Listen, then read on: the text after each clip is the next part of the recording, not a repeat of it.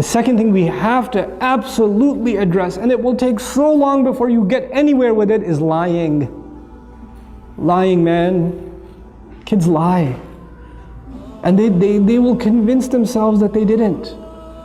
They will, I didn't say that, I didn't say it, I never said that. I swear, you said it to me. I was there. I didn't. I recorded it. Here's the video. I didn't say it. I swear I didn't. They'll watch the video and say I didn't do it. They did not. You know why that happens? It happens because the first time they lied, and they actually admitted that they lied. Oh, ho, ho, ho, ho, ho, ho, ka'annahu yawmul qiyamati. Like, you lie in my house? So now, first you said, please tell me the truth. What did you actually say? And they finally said it, and then you came down with the axe. So the next time, like, I will take all of this. But once I admit that I lied, I know what comes next.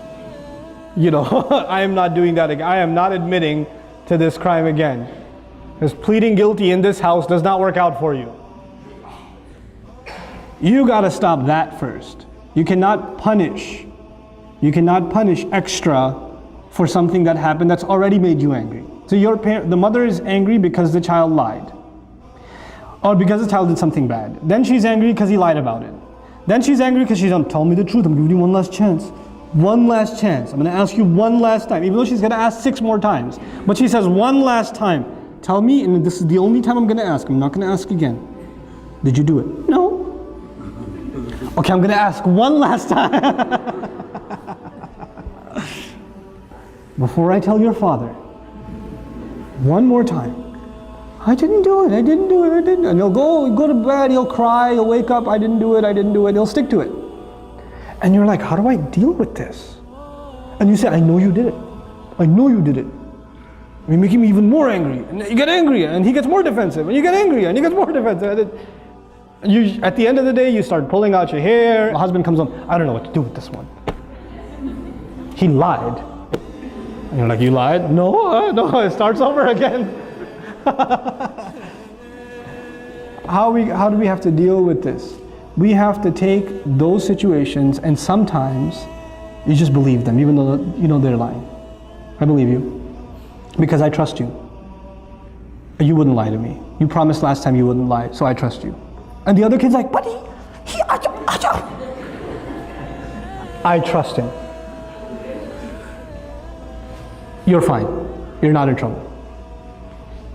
And let him get away with a lie 3 or 4 times. Guess what's going to happen? Children are not inherently evil. Children are inherently good. Their nature is goodness. So when they do something bad and you don't punish them for it, then they have an opportunity to ask their conscience. If you punish them for it, their conscience was not bothered because they already got punished for it. When they get punished for it, they don't feel bad because they did something bad and they paid for it.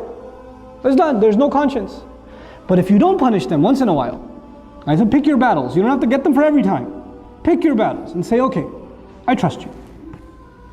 You didn't do it. I know she must have got it wrong. She must not have remembered properly. When you slapped her, she must have been sleeping and imagining it.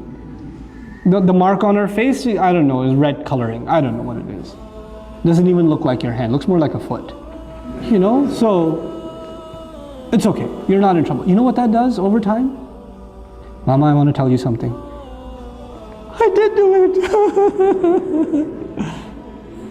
And then you come and you console and you say, it's okay. It's okay. I still trust you. I still trust you. And what you've done is you've taken the child away from being defensive. But it takes a little bit of long-term thinking to be able to do that. You won't be able to do that the first time. Like first, it's very hard to forgive those kinds of things, right? Especially if they hurt another child. If they wrong somebody else, it's hard. And you have to take that other child and take them to a corner and say, Beta, I know, I trust you too. I'm not angry at you either. And I know they did something wrong, but you don't have to be happy if they get punished. That's the other thing. One child gets happiness only when the other one gets punished. And they get so used to Abba. She pulled my ear the other day. They just came back from Scotland, my family. And when the little one came to me and said, you know, Api, she pulled my ear one day. I was like, when? I don't know. One of the yesterdays. I was like, what do you want me to do? He goes, punish her. I was like, will that make you happy? Uh-huh.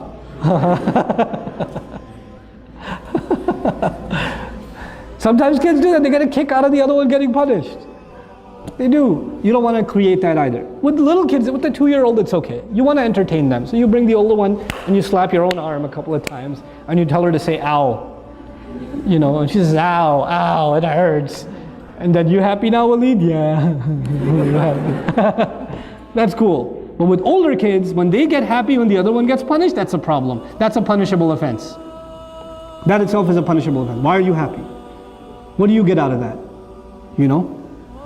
That's something we have to address with our children. There are 2 things so far. Tantrums, lying. And lying, it's a long-term process. You don't get lying out of somebody's system right away. Especially because they don't even see it as lying anymore. They just see it as saving themselves. And kids, when they lie a lot, you know what happens? They actually start believing it themselves. They become better than any actor you have ever seen. They take on the role, boy. They will own it. And so you become extremely dumbfounded. Where do you even begin? Well, begin by not tackling it. Begin by disarming, taking the fear away.